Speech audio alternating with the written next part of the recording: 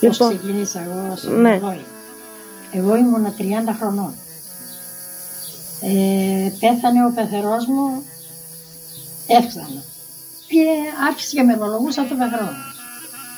Δηλαδή σαν τι λέγατε τότε στο μυρολόι?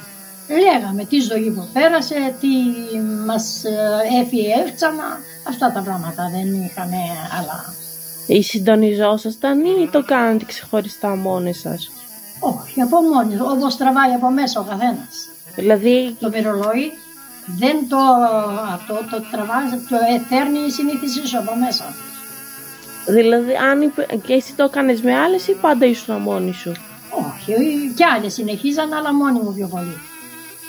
Όταν ήσουν με τις άλλες, τις άφηνες να πάρουν το χρόνο τους ή ήσουν η μια πάνω στην άλλη? Όχι, δεν ήμουν πάντα εγώ μπροστά. Ήταν και οι άλλες, η πεθερά μου, οι θείες. Ωραία.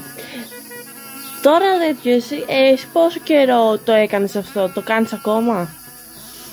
Αν θα σου πω και κάθε μέρα μπορεί να μυρολογήσω έτσι που κάθομαι. Γιατί? Το τραγούδι και το μυρολόι το έχω. Το νιώθεις ως ανάγκη για σένα? Ναι.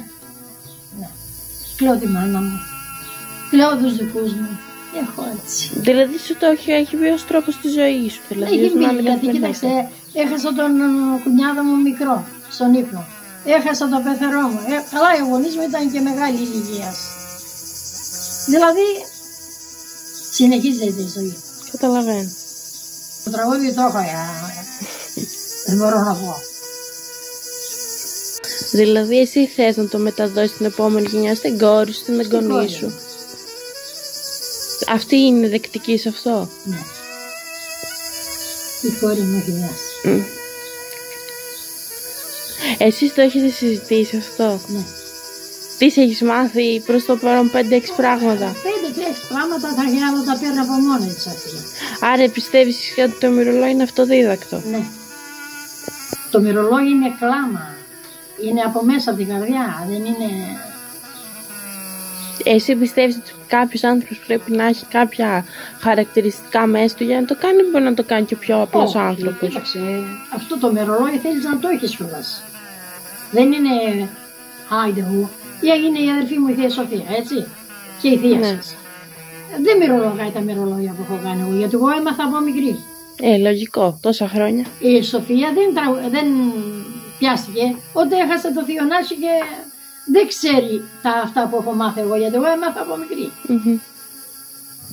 Όχι ότι την κατηγοράω. Όχι, ο καθένας όπως νιώθει. Αλλά είναι να μένει η παράδοση, να μένουν τα πράγματα, γιατί είναι κάτι από τη ζωή για αυτά.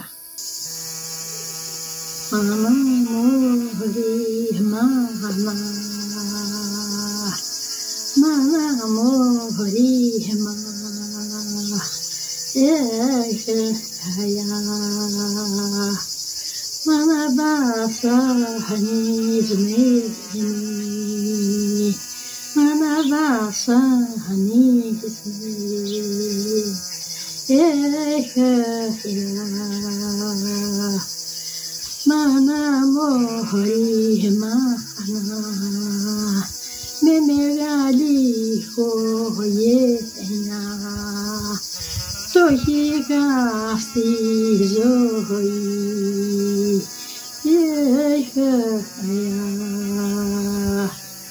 τι θα σου πω Μανούλα, δεν υπάρχει άλλο, μάνα μωρή, μάνα,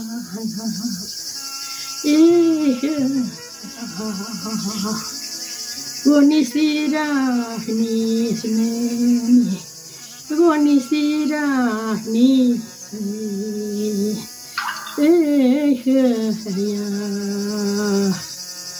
τόσα παιδιά μεγαλώσατε, με φτωχιά και ορφάνια,